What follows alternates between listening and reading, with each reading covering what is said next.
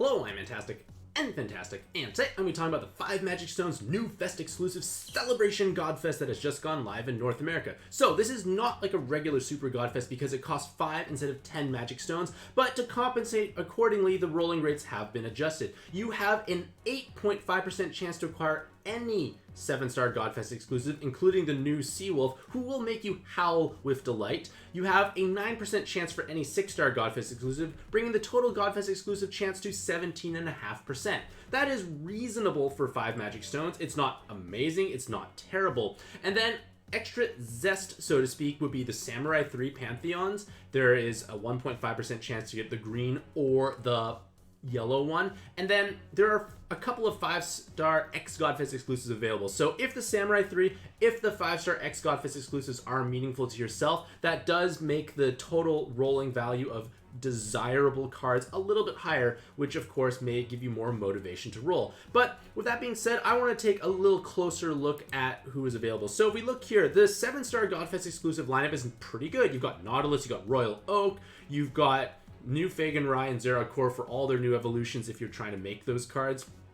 Noctaria, Sophie, I enjoy those cards. We are missing Cecilia, which is obviously unfortunate, but again, we can't have everything. But with that being said, I want to take a look at more info about what is Seawolf and what makes Seawolf so great. So I'm going to transition over to this screen here, and basically Seawolf is similar to Nautilus and Royal Oak in the sense that he is kind of robotic and cyber-based, whatever it may be. But the point of the matter is it's a multi-step transforming card, and in their base form, they have a single skill boost and 3 skill boosts and a single skill bind resist. So not terrible, not great. It takes 25 turns for you to transform initially, and you definitely need to transform right away because if you don't, you have way too little effective health. Similar idea to Nautilus and Royal Oak. So transferring the first time will give you Skyfalls of Water, Hearts, and Fire Orbs. So helpful active skill overall because you want those orbs in the future.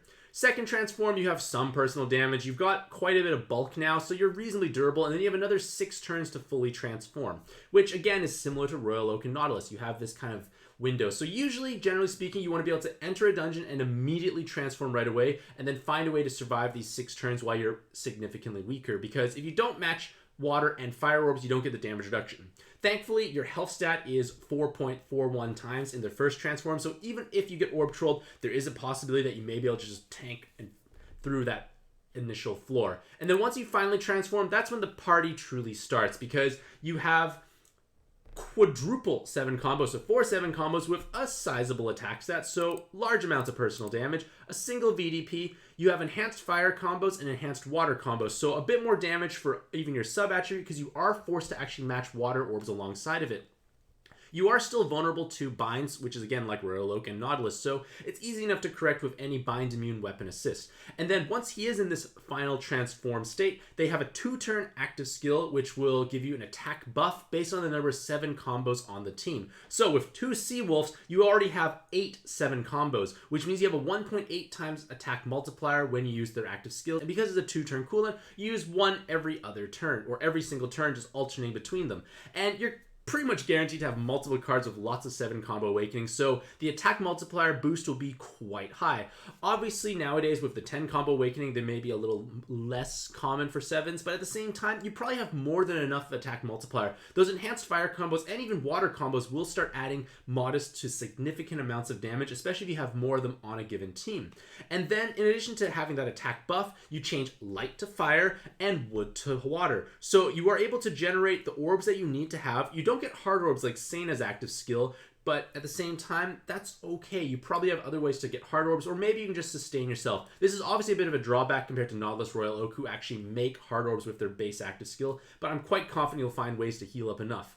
And then, when we take a look at their leader skill, holy fish cakes. They have almost 8 times health multiplier and almost 8 times RCV multiplier with a gargantuan attack multiplier. So you have a huge amount of health. And so even if you cannot match water and fire orbs, you still can probably tank things like almost 8 times health is kind of nutty when you think about it. And then you get 51% damage reduction on top of that if you match the fire and water orbs, which you will be able to do from their base active skills. So obviously hard orbs may become a bit of an issue. As long as you have at least 3 hard orbs, there's a good chance you can heal a large amount of health. And you get bonus combos, and auto follow-up attack. A truly great combination overall. Like, you have a 6 million auto follow-up attack plus 4 combos, so everyone's going to be hitting the required number of combos to trigger their damage or offensive awakening. So he's just such a well-designed, put-together leader. And obviously they are top tier. They have the capacity, especially with Red now receiving lots of new cards. The new Super Reincarnated Amino Uzume is a fantastic cleric, and because she's a Pantheon card, there's a strong likelihood that you actually have them.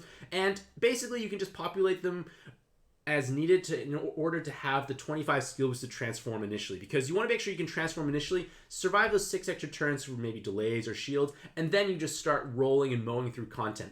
Making a VDP, I'm quite confident will ensure Seawolf damage caps, probably just damage caps anyways with the quad 7 combo with the enhanced fire combos and the large attack multiplier. So huge damage, huge amounts of effective health, reasonably flexible team building because you can use anything that's fire card attribute. There's no typing restrictions, so quite a bit of flexibility there. And he's definitely well catered for tackling current endgame content, which is obviously where they should be doing so. Now, the decision of whether or not to roll in this Godfest obviously comes down to your own individual monster box needs and whether or not you feel like you need something truly magical. Remember, this Super Godfest does feature at least all of the submarines plus Seawolf, so there are lots of tremendously powerful leaders available here, but at the same time the rolling rates may not necessarily be that great. And then another thing I want to mention is that there is no current event for a title. Like the Fairy Title Challenge happened a while ago. The current Alt MD1, you can clear it today or you can clear it in a few months. There is no actual difference in terms of bonus rewards you're going to receive. So if you are in a current place where you have more than enough cards to clear content, you don't necessarily have to roll here. Generally speaking, debut Godfest where they release a brand new powerful card tend to be worse because it lets players have a chance of acquiring the newest and hottest thing at an earlier point in time. But if you're at a time where you don't actually need these new cards to help yourself advance, you may be possibly better served waiting because the rolling rates are not necessarily that great. Like, just because it says 17.5% doesn't mean every 5 rolls is going to be a Godfest exclusive. That is not how odds work. I played the Tuesday Arena probably 20 to 25 times and didn't get a single invade. It's just not how the way odds work. So just keep that in the back of your mind. But with that being said, let me know what you think about this special new Godfest in the comments below. Do you think Seawolf is truly magical? Of course he's truly magical. And if you were fortunate enough to roll him, how do you plan to build his team? With that being said, hopefully you'll have a truly fantastic day. I wish you all the best luck in your own pad adventures, and happy puzzling.